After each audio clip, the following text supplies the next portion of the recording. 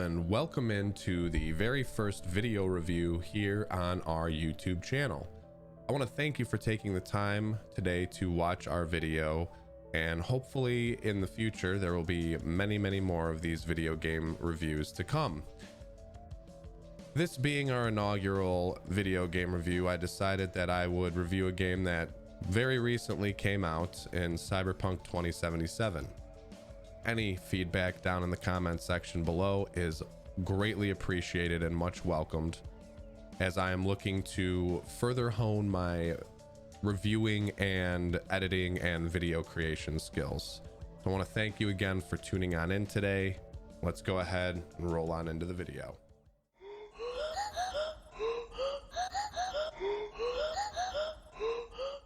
On the surface, Cyberpunk 2077 hits all the RPG notes. You have your armor system, your weapon system, and your attribute system. More specifically, Cyberpunk uses a perk system to strengthen your character in a particular attribute. This serves as a way to further customize the way you want to play through the game. Unfortunately, for the RPG element, this is about all Cyberpunk has going for it. While it utilizes common RPG elements, hey, we're all familiar with gray, green, blue, purple, orange, yellow maybe at this point, it does not do anything groundbreaking or different in this regard. Yes, weapons do have stat variants, 10 to 15% chemical damage or 15% physical damage or what have you, that look very reminiscent to a Diablo-esque style of loot. But the variety of weapon choice here is lacking, as well as the ability to customize your weapons and by extension really your character. And what I mean by that is customizable skins, icons, things that you can put on the guns, things that you can do changing the character's dress and apparel, turning character's headpiece on or off.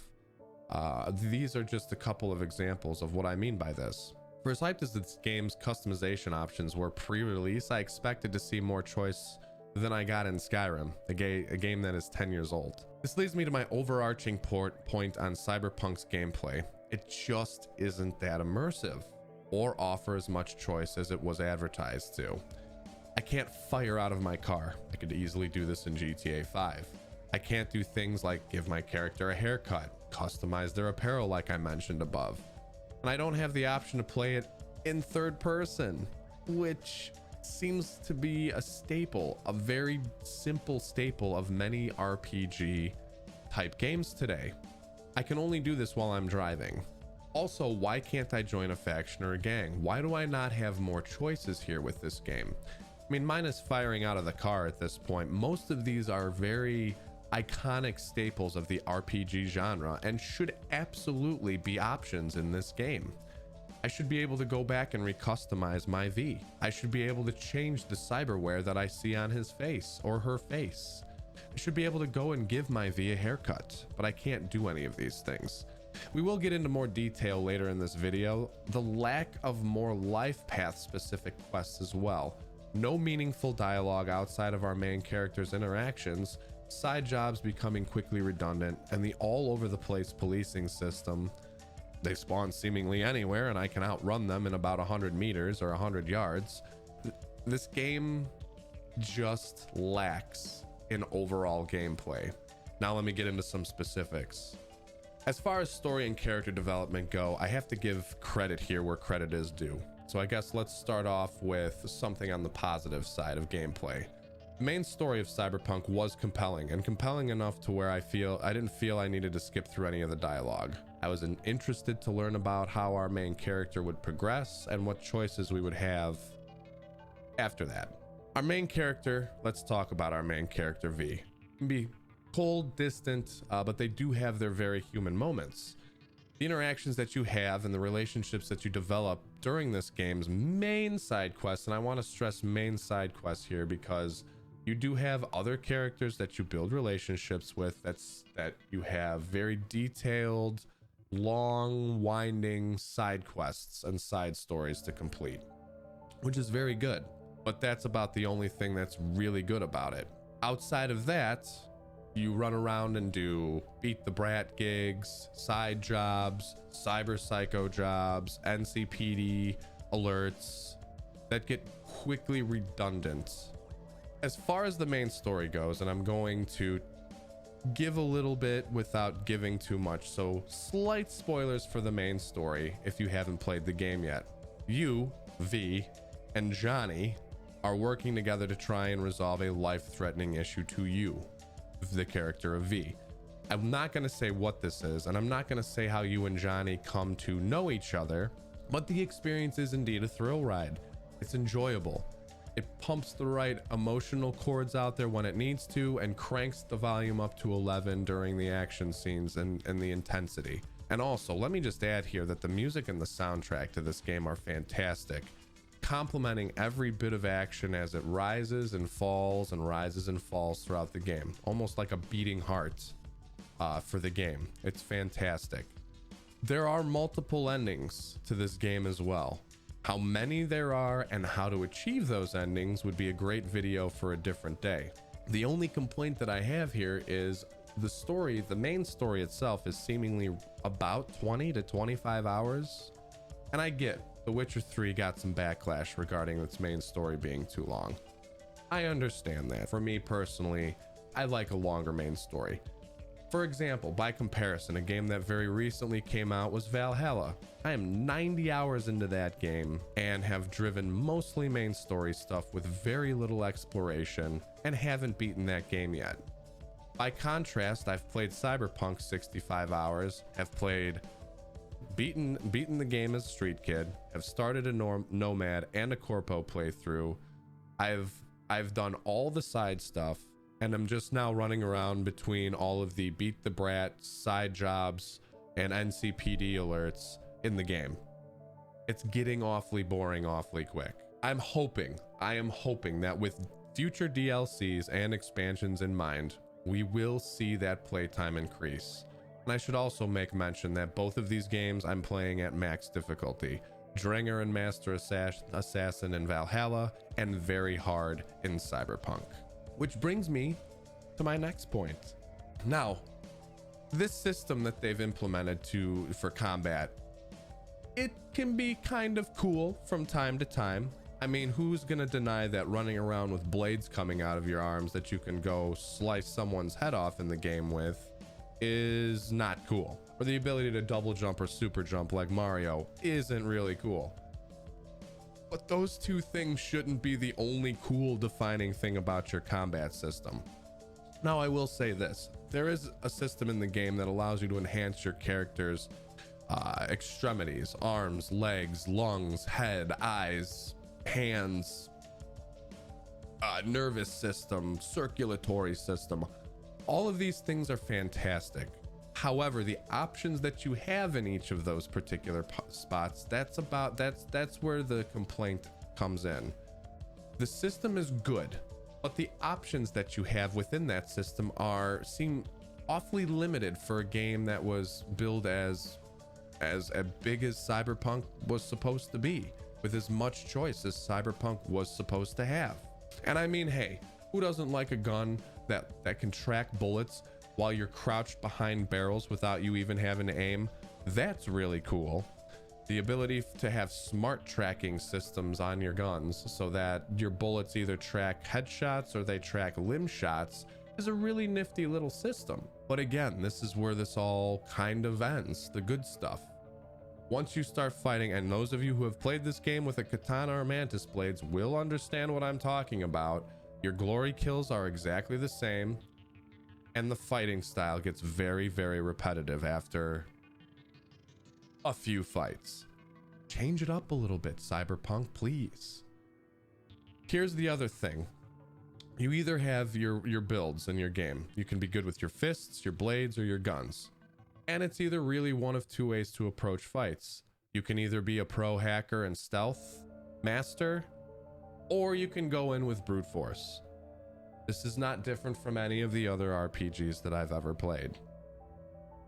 And I think highlights the lack of options you have in the combat system in this game.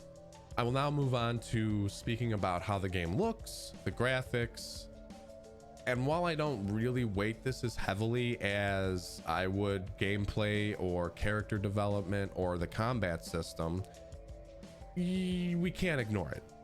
And especially the way that this game released, we certainly can't ignore the multiple graphical bugs and glitches, from melting trees to T-shaped characters standing on bikes, to no leg animations while looking down at your character while running, to police officers spawning in and out and on top and above and below buildings. There are multiple graphical glitches in this game. I've even seen people posting photos of polygons from Xbox One and PlayStation 4. It's no secret at this point that both the game released on both of those consoles in a miserable state. I also have confidence that CD Projekt Red is fixing it. We're already at patch 1.06. They've stated that there will be major patches in January and February. This was just massively mismanaged by the higher ups, and we'll get more into that in the next section of the video here. The game is truly stunning looking. If you're one of the lucky ones that doesn't have many of these graphical bugs, glitches, optimizations, stutterings, etc., the game is truly stunning in any resolution on max settings. And when you put the game's ray tracing features on, oh my goodness, it is truly a next-gen graphical experience. Unfortunately, the majority of us can't experience that in smooth 60 frames per second. Now moving on to the developer. We need to talk about the developers of these games, and in this particular case, CD Projekt Red. And if you would have told me 6 months ago that this game was going to release like this, and that CD Projekt Red was going to handle the release and post-release the way that they have, I would have laughed in your face. Because CD Projekt Red is the company that gave us The Witcher and the Witcher series. They can do no wrong, right? From multiple delays citing polish and optimization, ironically, to misleading investors, and then releasing this game in the condition that it is, you have lost my respect for you as a gaming developing company or a gaming studio. We as gamers must hold these companies to a higher standard and must stop accepting unfinished games, still in their beta or sometimes even alpha stages. This game is no exception, and based around the expectation that CD Projekt Red created, I would argue it should be held to a higher standard. You released this game unpolished, CD Projekt Red, and unoptimized. Anyone who got this game on PS4 or Xbox One was misled because nobody was allowed to test it. And you are facing multiple lawsuits because of this. What I would like to be clear on here is the divide between, ironically here, corpo and developer. A game that is made talking about how bad corpo is, and this is how the game releases. That's what we call irony. This game was mismanaged at best by the executives at CD Projekt Red. It is the developers who are now working, most likely over the holidays here, to fix this game as fast as possible. We are, as I stated earlier, on patch 1.06 after the save game file debacle came out, where you couldn't go over 8 megabits or your game file would be corrupted. And if that game file became corrupted, not even the patch fixed it for you. There are 2 major patches coming in January and February. I am just worried, as I stated earlier, that any momentum that this game had built up pre-release will be gone, if it's not already dead and gone, 3 weeks after release. Here's hoping I'm wrong.